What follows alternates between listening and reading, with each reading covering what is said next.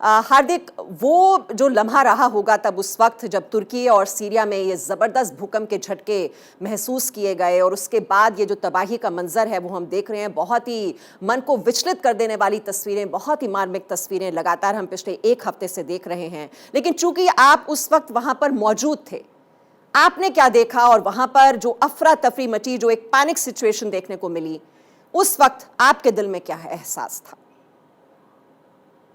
जी, जो भूकंप था वो कुछ सेकंड का नहीं, मिनटों का था, 4 मिनटों का। तो वो 4 मिनटों में तो सिर्फ मैंने दुआ ही मांगी भगवान से कि मुझे आज जिंदा रख ले भगवान, और उन्होंने सुन ली। पर जो डर था वो हर जने के दिल में था। मेरे जो बिल्डिंग के सारे निवासी थे, जब हम नीचे, मैं उनसे मिला फिर से, हर जने की आंखों में आंसू और डर थे। तो वो जो डर था, करीब 4 घंटे हमें बिल्डिंग के नीचे उस सर्दी में निकालना पड़ा। वो डर ना तो खत्म हो रहा था, और छोटे मोटे जो झटके आए जा रहे थे, झूमर जो थे और जो कोई भी चीज लटकी हुई थी वो हिल रही थी। तो हमेशा एक मन के पीछे जो डर था वो डर चालू था बराबर। और करीब उस सिचुएशन से निकले हुए मुझे आज 6 दिन हो चुके हैं, पर आज भी मन में एक डर जरूर है। पिछले कुछ दिनों से वो डर मेरे मन में रहा ही है। तो अफरा तफरी काफी थी, पूरा शहर जाग चुका था, पूरा शहर सड़कों पर था। सूर्योदय के पहले की बात है, सनराइज के पहले की बात है। पूरा जो शहर था वो चालू हो चुका था, पूरा शहर सड़कों पर था, लोग अपनी गाड़ियों में सोने की कोशिश कर रहे थे, और डर जो था लगातार सबके मन में और दिलों में था। जी हार्दिक, जब इतना ज्यादा ये शक्तिशाली भूकंप 7.8, आप सोचिए जब जिस तरह से वो कंपन महसूस आपने की होगी, और उसके बाद वहां पर आपने क्या देखा, वो जो एहसास है वो, क्योंकि आप ही बता सकते हैं उस वक्त क्या हुआ, और लोगों में जो पैनिक हुआ होगा, जिस तरह से लोग बाहर भागे होंगे, शायद समझ ही नहीं आया होगा कि हुआ क्या उस वक्त। और फिर अपने आप को संभालना, अपने परिवार वालों को संभालना, और फिर वहां पर देखा होगा अफरा तफरी, मलबे में दबे हुए लोग, उनको बाहर निकालने की कोशिश, क्योंकि प्रशासन की ओर से मदद पहुंचने में आपको वक्त लगता है, लेकिन उस वक्त आप एक दूसरे का साथ देने की कोशिश करते हैं। तो आपके साथ भी कोई और था वहां पर उस वक्त मौजूद, या आप अकेले थे? क्या हुआ था? जी, पहले भूकंप के दौरान मैं अकेला था। मेरा जो मेरे साथ रह रहा था वो किसी और शहर गया हुआ था, लड़का। तो मैं अकेला था। जो अफरा तफरी है, जैसा कि आपने बात करी, मैं 9वें माले पर था। जैसे ही भूकंप रुका, मुझे आवाजें आना चालू हो गई, गेट जोर से बंद होने की, लोगों के सीढ़ियों पे भागने की। तो वो जो भागने की जो जल्दी थी हर जने के दिल में, वो देखने को मिली मुझे। जो आपने जैसे कि कहा, प्रशासन से जो मदद आने में कुछ घंटे लगे, उस समय तक लोग सड़कों पर आ चुके थे, किसी तरीके से छाया ढूंढने की कोशिश कर रहे थे क्योंकि बारिश चालू थी। लोगों को उस समय, जैसा कि मैंने पहले बताया, कैफेज में लोगों ने शरण ली। कैफे ओनर्स ने अपने 6 बजे ही अपने कैफेज खोल दिए, लोगों को अंदर आने के लिए इनवाइट किया, उन्हें चाय कॉफी फ्री में दी। उस समय जो था, मैं मेरे दोस्तों से मिला करीब सुबह 8 बजे। हम सभी लोग डर में थे, हम सभी लोग ये समझने की कोशिश कर रहे थे कि आगे क्या किया जाए, क्या अपने दूसरे शहरों के लिए निकला जाए या अपने देश वापस लौटा जाए। और ये जो डर था ये और बढ़ गया जो दोपहर 1:30 बजे के भूकंप के बाद। उसके बाद तो लोगों के डरों में और मेरे परिवार के मन में भी जो डर था कि लगातार मुझे कॉल आ रहे थे कि दूसरा वाला भी आ गया है, क्या तुम ठीक हो, क्या तुम बाहर हो। तो काफी अफरा तफरी और काफी डर का माहौल था।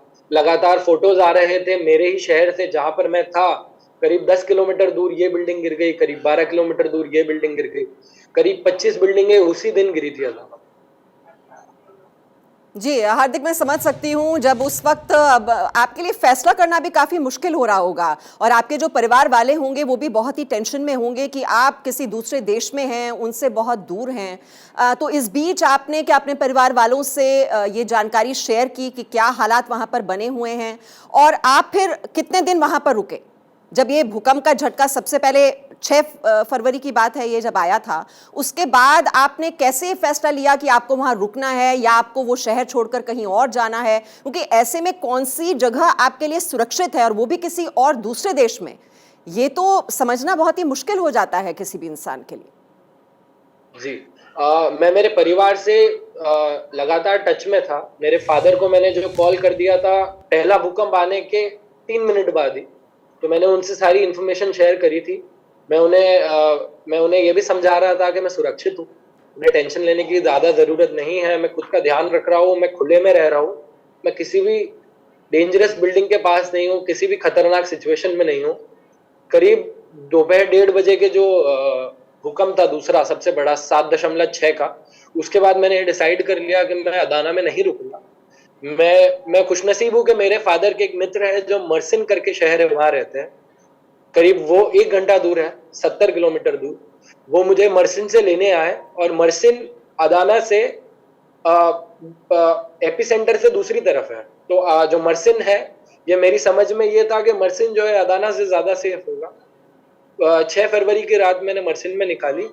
उसके बाद मैं कोशिश कर रहा था कैसे मैं इंडिया के लिए निकलूं। तो 7 फरवरी को मैंने जो फ्लाइट पकड़ी इस्तांबुल के लिए, और मैं 8 फरवरी को इस्तांबुल से इंडिया की फ्लाइट पकड़कर 9 फरवरी सुबह फिर से इंडिया आया। जी पर तो क्योंकि जी जी, जैसे आपने बताया कि 8 को आपने फिर फ्लाइट ले ली, लेकिन ये जो 2 दिन आपने वहां पर गुजारे, तो इस बीच आप बता रहे हैं कि आप दूसरे शहर में, चूंकि आपके जो पिताजी हैं उनको जानते थे कोई, तो आपको सही जानकारी भी वो दे पाए होंगे कि कहाँ आपको होना चाहिए, और एपिसेंटर से दूसरी डायरेक्शन में आप चले गए। लेकिन इस बीच वहां पर जो रेस्क्यू ऑपरेशन है, अगर मैं आपसे कहूं जो प्रशासन की ओर से जो मदद किस तरह से पहुंचाई गई, और जो रिस्पांस टाइम होता है जो रेस्क्यू टीम्स का, वो आपने क्या वहां पर महसूस किया? आप अपने देश में भी हालात देखते हैं, टर्की में आप उस वक्त थे, वहां पर आपने क्या देखा? जो प्रशासन की जो अलर्टनेस की बात की जाए, या जो मदद पहुंचाने का जो तरीका है, जो अप्रोच है, उसमें आपको कोई अंतर महसूस हुआ? जी, मैंने ये देखा करीब दोपहर 3 बजे, शाम को 3 बजे मैं अदाना छोड़कर मर्सिन के लिए निकल रहा था। तब तक जो है जो रिस्पांस के टेंट थे, रेस्क्यू टेंट थे, लोगों के सोने की जो व्यवस्था थी, वो मैंने देख ली थी कि वो चालू हो चुकी है। और क्योंकि मैं मेरे दोस्तों से टच में था, जो ऑर्गेनाइजेशन के थ्रू, जो संस्था के थ्रू वहां मैं प्रोजेक्ट करने गया था, वहां के जो मेंबर्स थे वो भी मुझसे टच में थे, वो मेरी हेल्प करने की कोशिश कर रहे थे। करीब शाम तक टेंट चालू हो चुके थे लगना लोगों के ठहरने के लिए। तो जो पहला दिन था तभी रात में भी टेंट जो है बड़े शहरों में चालू हो चुके थे लगना, और मदद पहुंच चुकी थी बड़े शहरों में। पर जो छोटे शहर थे, अधियामान, हाताय, वहां पे मदद पहुंचने में एक और दिन लगा। 7 फरवरी को वहां मदद पहुंची। जो सोशल मीडिया पे और मेरे दोस्तों से मुझे पता लगा कि अधियामान में जो है थोड़ी मदद लेट पहुंची थी, जो हताए है वहां पे मदद लेट पहुंची थी, जो गांव वाले शहर है वहां पे, जो छोटे छोटे गांव है, छोटे शहर है, वहां पे मदद लेट पहुंची।